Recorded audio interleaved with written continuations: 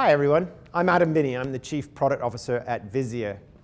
And for those of you who aren't joining us at Outsmart Local in New York or San Francisco this fall, I thought it'd be really nice to give you guys a little bit of an understanding of what we see as the what's new, what's next, what's now in people analytics. A session that we're providing at the Outsmart Local, but I thought it might be great for you guys to see as well.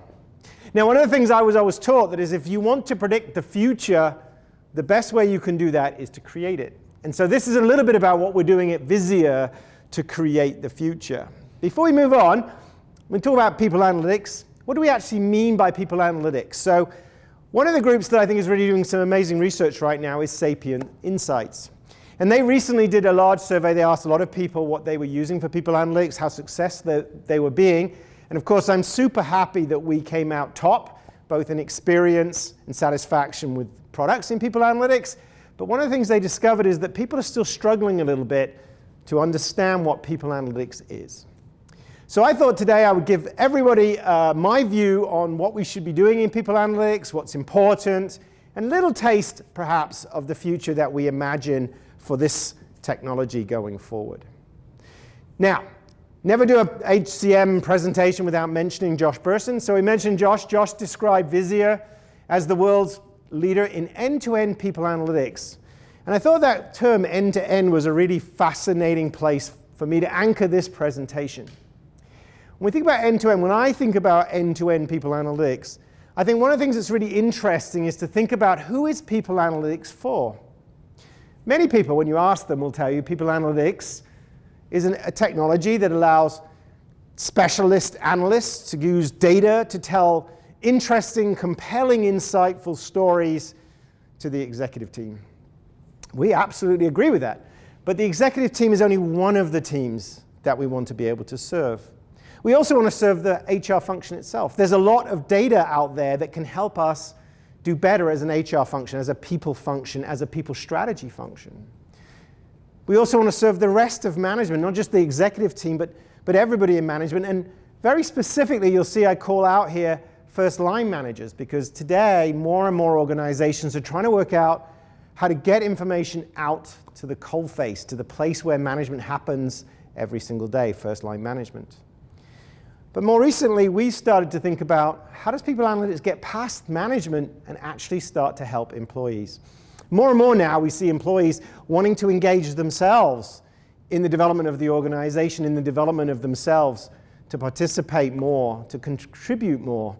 And that's why we are starting to think about how can we use data to help the employee be more successful. So let's get started. The first community, the executive community. We deliver information to executives and always have in people analytics. It's definitely where we started, and it's probably, in many ways, where we're most successful. Executives want to understand the metrics that drive the business. They want to know how they can affect the success of the business and realistically how they're doing relative to their peers. Are they excelling? How are they going to tell the board how well they're doing? And that's kind of the heart of what's going on when it comes to people analytics for executives. Talent is a war zone today. Every organization is struggling with talent. One of the ways to think about that is the crises that we've faced for the last 4 or 5 years. It'd be nice to think that we're past crises right now, we're back to normal, but the truth is our new normal is completely different to our old normal. We had COVID, then we had the Great Resignation, we got the great back to work.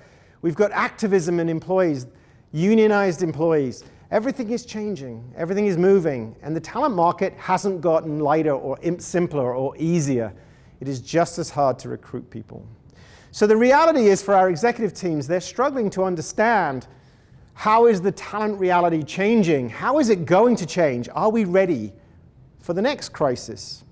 And actually, it's interesting, again, another piece of that Sapient research. What metrics is HR providing to that conversation? Now, if I talk to a CFO, they would have a set of data that absolutely is clear as to how to measure and understand the company's spending, its investments, how it's controlling its performance through money and data. And yet when we look at HR, what we still see is that HR is still struggling to identify how to explain that business reality to the executive team. They've relied a lot on metrics like engagement, perhaps a little bit just on the financial side, cost of workforce, hiring performance. But ultimately, we need to come up with a much, much more robust collection of metrics to describe how business works and how talent is probably the most critical line item on that entire operating plan for a business. And so Visier started to look at this area. We started to look at what is the scorecard? What is the report card? All of those with children, we get a report card every quarter, every semester telling us how our children are doing. But what is that report card on HR? What is the set of data that explains, are we a great talent organization or are we a mediocre one? And so we're starting to work out how do we collect across our 22,000 customers that report card, those core metrics, those metrics that probably are going to grow in importance, that are going to have to be reported out to our board, to our executive team, are going to become that way of defining success for an HR team, for an HR function. And you'll hear from one of my colleagues, Paul Rubenstein, who was also presenting at Outsmart Local, about how does a CHRO, he's a CHRO, how do you start to think like the CFO and create those core metrics and make those part of the foundation DNA of the HR function? And it's not just about our internal understanding, our internal executives. More and more going forward, we're starting to see this in Europe. It's going to be regulatory. Already there's ESG standards being defined in Europe. They're not currently regulatory, but they're probably going to become regulatory as the world starts to ask more and more about companies and how their talent works. So that's what's going on for executives. And of course, executives, as I said, probably a place where people analytics has already got the most footprint. So let's think about the HR function, the second population we want to think about, our own team within HR. And again, thinking a little bit about those operational teams, recruitment, development, talent, compensation. Each of those teams needs more data. They need more insight. And so we're starting to think about how do we connect to the challenges that they have. And one of those ways, Visier recently announced an acquisition of a company based in France called Boosters that provide a skills intelligence engine. What does that let us do? It let us take an understanding of our talent, our potential talent, and categorize and organize it, not just around what the jobs that we need to be done, but the skills that we need for the people who are going to be doing those jobs.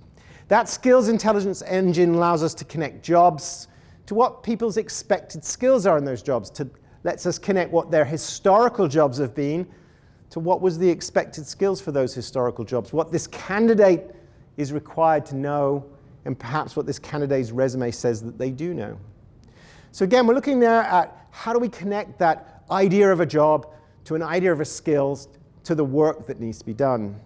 But that skills intelligence engine has value all the way across the portfolio. We can apply it to talent, making sure that we know who is equivalent and who is the same in the same job, in the same role. We can use it to understand who we're losing in the organization when people turn over, but we can also use it all the way up at development purposes. Who can we develop? What training should we provide? What skills will that engender? All the way back to reviewing that when it comes to our potential talent, our recruits, our candidates, our sourcing information. And so at Visier, we're taking that skills engine and we're starting to look for those use cases where taking that skills data can very quickly accelerate our ability to make a difference with that knowledge of skills across the enterprise. One area is recruiting. We already know the jobs that people have had in the past and the jobs that they're in today. That allows us to use those career movements and the skills associated to those career movements to actually identify potential internal candidates. And by the way, our data shows that internal candidates are more diverse, are typically more loyal, have a tendency not to run into first 6-month turnover, which is a consistent problem we have, obviously, when we hire outside. So internal hiring, very important. We can also apply exactly that same skills engine to make sure that we understand equity, equivalency. How much are we paying people? Are the new people we're hiring being paid in range with everybody in the organization, or is this new hire going to disrupt my organization? These are kind of use cases that we absolutely want to focus on as we layer on that unbelievable knowledge about skills. We're not done with skills. We're going to come back to that conversation very, very quickly because I want to talk a little bit about the next audience. The next audience is management. Now, Gartner recently did a big survey and they asked the question, where is HR investing money? What is the most important issues? And again, came back consistently, the investment is in management and leaders. How do we make better managers and better leaders? And so we're really, really focused on this overall idea of management. So back to that conversation around skills. Perhaps one of the very first things we need to resolve is how do we plan for skills? As a manager, our focus is always about the work we need to get done. That is a really easy conversation for a manager to start deciding, if I need to get this work done, these are the skills I need. We can start to plan those skills. We can start to have intention around the skills that we're going to need, how we're going to develop the team we have, or how are we going to hire in the team that we need. So we're going to be delivering a skills planning module, part of the overall portfolio of planning that Visier provides. And planning is what management wants to do to engage with HR. Talking about today, talking about the past, talking about who's turned over, it's obviously an ongoing conversation. Talking about who we're hiring, how the hiring process is going, is always a conversation. But planning is where managers can truly engage with talent. They can start to describe what they want, their intention, where they want to go. And so, as much as we're focused on skills planning, we also want to focus on all kinds of other planning. So one of the other things we're doing is we're opening up our product to support the huge range of custom planning problems that people have. One way you can plan talent is to plan the work itself. How much do you need to get something done? How much of that do you need to do? And that will let you know how many people you're going to need. And so we're starting to create a service led by my friend Nigel Studley to allow us to create these custom plans, open that up, build them out, build them to solve your unique problem. And that custom People Cloud Services team is not only going to be building custom plan models, custom what-if models, they're also starting to come up with custom use cases. One that they've been incredibly successful with already is one that must be very, very important to management across the planet right now. How do I cope with the requirement, the desire, in some cases, the reality of return to the office? We'd love to say, post-COVID, we're all just going to come back and work in the office like we did before, but it's not happening. We're seeing this desire from employees for hybrid work. We're seeing every organization struggle with the balance between productivity, which was probably optimized while people were at home, and agility, innovation, creativity, connectivity. That only really happens when we are actually face-to-face, when we connect with our peers, when we meet the people in the other departments in the company. How do we get that balance? And so we've started to create solutions for management that will actually engage people. And when we rolled this out, it was the very first example of something that totally woke up the imagination of the individual line managers all the way up through the management team of organizations looking at this. It was topical, it was immediate, it was something they needed to solve for. And by delivering that use case, we saw huge attachment to that management community. It's not about HR data, it was about my team, it's about my people, it's about my talent. And so that became a hugely compelling conversation between the HR function and management. But I did call out at the beginning that I wanted to talk about one particular layer of management, first line management. I often use this example, first line management is really first time management. Most people who are in that first line who are managing individual contributors, maybe their first time in management. They're a large population. They probably represent 1 in 10, maybe more than 1 in 10 in the organization. And we need to work out how to make them successful incredibly quickly. And we think data can help that. One of the things we have on our website, we talk about the evolution of a manager or a leader today and how their role has really transformed from coordinating work to really engaging the team, in really coming in and bringing that team together, creating productivity, understanding what's going on, and in fact, being the primary conduit by which we talk to the employees, that we assess the employees, that we lead and make those employees connect to the organization. There's no question the biggest factor that affects retention of employees is how is their relationship with that first line manager, and is that first line manager engaging in those stay conversations, in working with the people, in giving them clear goals. So what we want to do moving forward is we really have started to find ways to reach out to those managers. But we have to reach out. They're not going to come to a people analytics destination. You could put all kinds of insight up on your portal, on your intranet. They don't have time. We need to actually invert the relationship, and that's what we've been doing with Visier People. A couple of years ago, we added to the product the ability to push out insights, stories that are compelling and telling to a huge audience of people through a kind of email mechanism which would give them parts of that insight and then lead them back to find out more. Last year, we added the ability to take those stories and contextualize them to an individual person, to an individual role, to a particular piece of information. This year, we're going to extend that so that we can create standard off-the-shelf campaigns that tell specific stories to those managers. They're going to be part of the standard content that comes with Visier People. That's just what you get when you turn our solution on. But then you have the ability to pick when and how often do you want to inform managers around incidences, around key metrics, things going on with their talent. One of the ones we use in this category for us at Visier, for example, is when an employee turns over, we're able to immediately inform that manager of that employee of all the other people that might be at risk, enabling them to have that immediate stay conversation with the most at-risk employees in their team. We can do the same for the recruitment team when we add requisitions to the senior management team, perhaps when a manager turns over. All of this is possible because we have the ability to provide and show these campaigns, prepackage them, prepackage the best practices, and deliver them actively to the manager. So those are the audiences that I think most people, when they think of people analytics, they would think of trying to serve. People with teams, people with bigger teams, all the way up to the executive team. But the truth is, we're also interested in how can we get and connect to the employee. And what does the employees drive? Well, they want to contribute. They want to be part of the organization. They want to be connected. And one of the things we've seen in COVID is that disconnection, that working from home, we really saw a lot of employees start to disconnect from the organization. We really need to bring those connections back. And so we acquired a technology earlier in the year, even before we acquired the skills intelligence engine, that was the property of a company called eva.ai. And we have packaged that up with Visier People into a product called Workplace Dynamics. Workplace Dynamics does two things.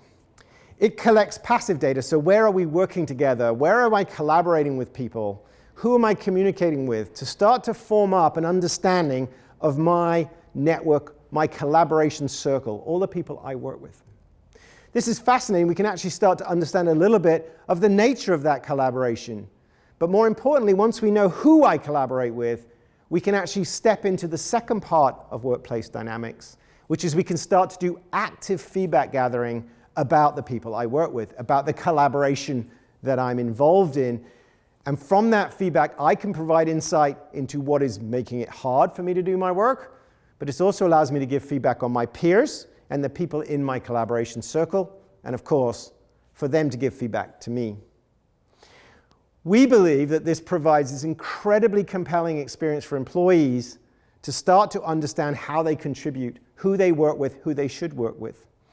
So I mentioned before, Gartner had done a big survey. One of the things that they had come to a conclusion in that survey, one of their big surveys, was that intentionally creating networks, intentionally creating connections for employees to other employees can have really transformational impact to the organization. One of the things we saw during the COVID breakdown was a breakdown in connectedness from employees. There's a lot of data that shows that employees feel less connected to their organizations than they did before. So if we can simply lean out, reach in, and help employees make more connections, we've seen that they're 5 times more likely to be connected or believe that they're on a high-performance team or actually be on a high-performance team. And second, they can feel 12 times more connected to the rest of their colleagues. That sense of network, that sense of participation in the organization is absolutely critical.